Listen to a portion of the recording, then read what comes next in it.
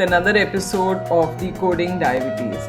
As you know, Decoding Diabetes is an initiative of the Rotary Club of Bombay Midtown to educate and to create awareness about diabetes and various aspects of diabetes. With me today is Dr. Suresh Purohit, and we will be talking about monitoring of diabetes, how monitoring can help to keep your blood sugar in track, in control, and to improve the quality of life. आज हम खास बात करेंगे diabetes और monitoring का क्या संबंध है। कोई भी अगर प्रोजेक्ट है, कुछ भी अगर प्लान है, अगर उसमें रिज़ल्ट अच्छे हासिल करने हैं तो हमें एक मॉनिटरिंग करनी पड़ती है। तो उसको हम बोलते हैं मॉनिटरिंग, जिसमें कि हमें कुछ मेज़र कर सकते हैं, कुछ नाप सकते हैं और अपने रिज़ल्ट अपने हिसाब से पूरे पता कर सकते हैं। तो जब डायबिटीज़ की शुरुआत हुई तब काफ़ी कुछ बातें हुई कि डायबिटीज़ को कैसे मॉनिटर किया जाए, डायबिटीज़ कितना होना चाहिए, कैसे होना चाहिए। लेबोरेटरी में बहुत एक्सपेरिमेंट हुए और पता चला कि नॉर्मल ब्लड शुगर लेवल कितना है। अब उसको कैसे मॉनिटर करें, इस बारे में काफ़ी कुछ रिसर्च हुई है। 1800 के मध्य में देखा गया कि डायबिटीज़ को जांचने के लिए कुछ न कुछ डायबिटीज़ केयर प्लान तैयार किए और 1908 में जाके एक साइंटिस्ट था जिसने एक बेनेडिक्ट सॉल्यूशन तैयार किया जो कि कॉपर सॉल्यूशन था, और उसको यूरिन के साथ मिक्स करके और बॉईल किया जाता था, और जिस तरह से उस सॉल्यूशन का कलर चेंज होता था उस हिसाब से मालूम पड़ता था कि शरीर में शुगर की मात्रा कितनी है। तो पहले यूरिन शुगर को चेक किया गया और धीरे धीरे ये प्रोग्राम करीब लगभग 50 साल तक चला। उसके बाद फिर एक नया टेस्ट आया जिसके अंदर 1945 के करीब, जबकि क्लिनी टेस्ट करके एम्स एक अमेरिकन कंपनी थी, उसने एक स्ट्रिप्स बनाई क्लिनी टेस्ट के नाम से और उससे टेस्ट किया जाने लगा। फिर 1965 में एम्स एक और अमेरिका की कंपनी थी जिसने first blood sugar monitoring strip strip बनाई, जिससे कि एक ड्रॉप डाल करके आप उससे ब्लड शुगर चेक कर सकते थे। तो इस तरह से यूरिन से बात ब्लड पे आ गई और फर्स्ट ग्लूकोमीटर जो था वो 1970 में के दशक में आ गया था।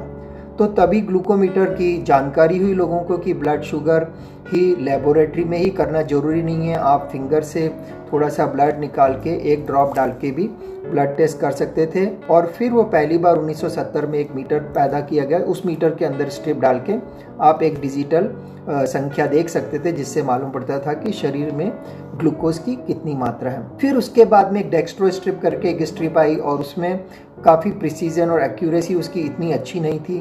तो इस तरह से काफ़ी कुछ रिसर्च होती गई। फिर 1980 में जब ये मीटर करके एक मीटर लॉन्च हुआ, उस मीटर में डिजिटल लिखा हुआ आने लगा कि ब्लड शुगर कितना है।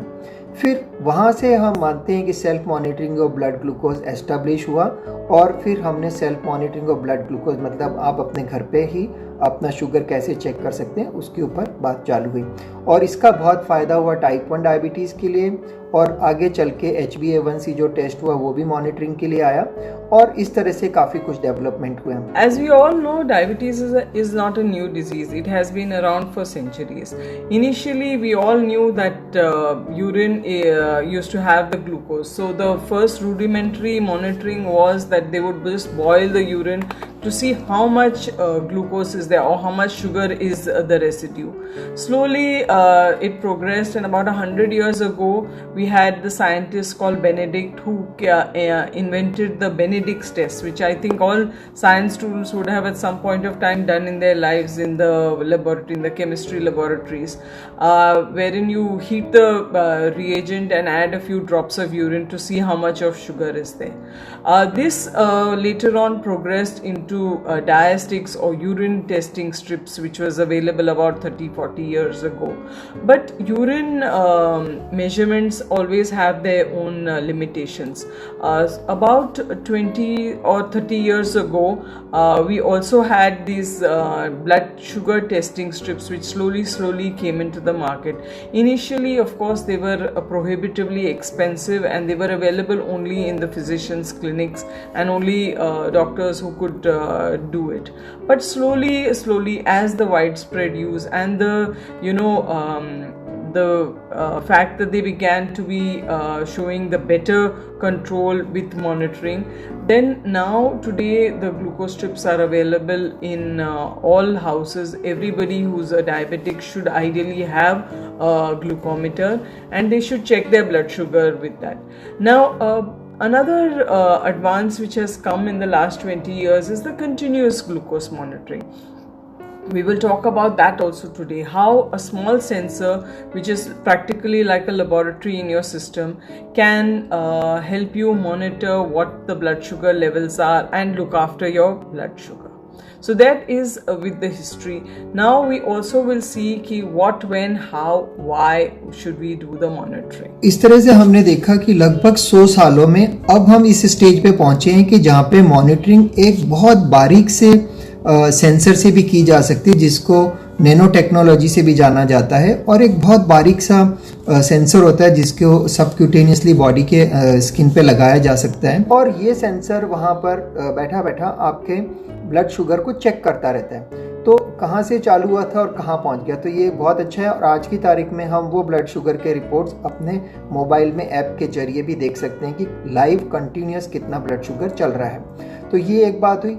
और आज के इस प्रोग्राम में हम कुछ खास बातें जानेंगे, जैसे कि हम जानेंगे कि ब्लड शुगर मॉनिटरिंग करना इतना इम्पॉर्टेंट क्यों है।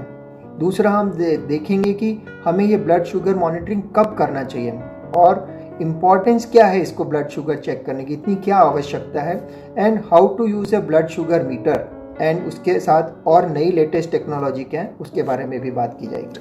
Blood sugar monitoring of course is a very important part of the management of diabetes, whether it's type 1 or type 2, it is very important. Also you should know when to check your blood sugar levels. Why is it important to check at various times, and also how to use a glucometer and other new devices.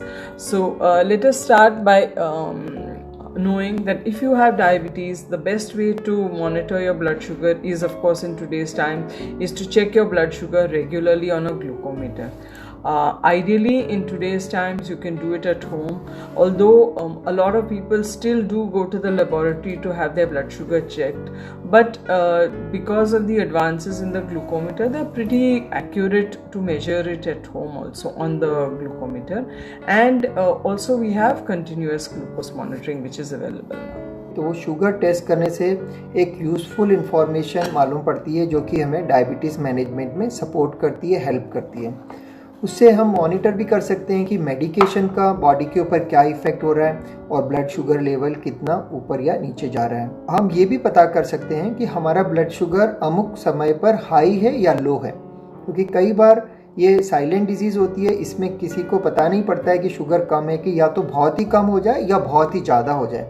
तो दोनों extreme cases हैं, पर हमें पता लगता है कि immediately कि हमारा ब्लड शुगर कितना है।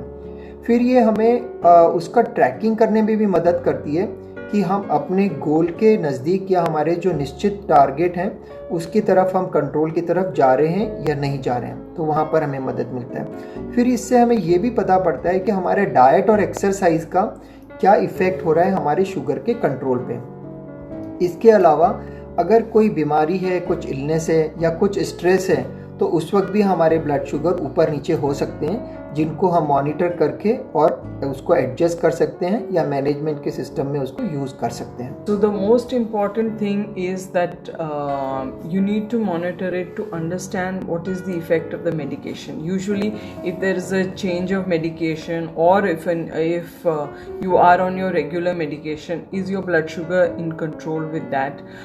Another thing is that is your blood sugar high or low? A lot of times people do not understand when their blood sugar goes up or down, and then unnecessarily they think that maybe it's gone up and take insulin, which can be quite catastrophically. Similarly, they do not understand when the blood sugar is going down and how to take any remedial action for that. So this helps us to find out whether it's going up or down. It also is a good guideline to keep us on track with our treatment goals. We can understand the impact of certain kinds of foods or exercise on our blood sugar levels. A lot of time people say that, okay, today I probably will, have a little bit of a sweet, or maybe in the mango season have a little bit of mango. I tell them that it's okay if you want to have it, but just keep a check on your blood sugar. So once they check the blood sugar, they are able to understand whether the blood sugar is whether they've got good control, whereas to indulge, or if the blood sugar control is not good, so then they cannot indulge. Besides that, anytime there is an illness or stress, sometimes you do not feel like eating and you think that maybe your sugar is going down, but actually the stress of illness can cause your blood sugar to go up. So those are the times that it is required to check your blood sugar levels regularly. किस समय पे हमें sugar check करना चाहिए, उसके क्या क्या timing हो सकते हैं? तो शुगर चेक करने का जो वक्त है वो उसके मेडिकेशन के ऊपर भी डिपेंड करेगा। अगर आप टाइप 2 डायबिटिक हैं और इंसुलिन का इस्तेमाल कर रहे हैं तो हो सकता है आपको 2 बार शुगर चेक करना पड़ेगा, रात को सोने से पहले और सुबह उठने के बाद। और अगर आपका इंसुलिन की क्वांटिटी और मात्रा बहुत ज़्यादा है या ज़्यादा ज़रूरत लग रही है आपको, तो भी आपको उस केस में मॉनिटरिंग थोड़ा ज़्यादा करना पड़ेगा। और अगर मल्टीपल इंसुलिन इंजेक्शन चल रहे हैं तो उस हिसाब से हर इंसुलिन के इंजेक्शन के पहले भी चेक करना पड़ सकता है।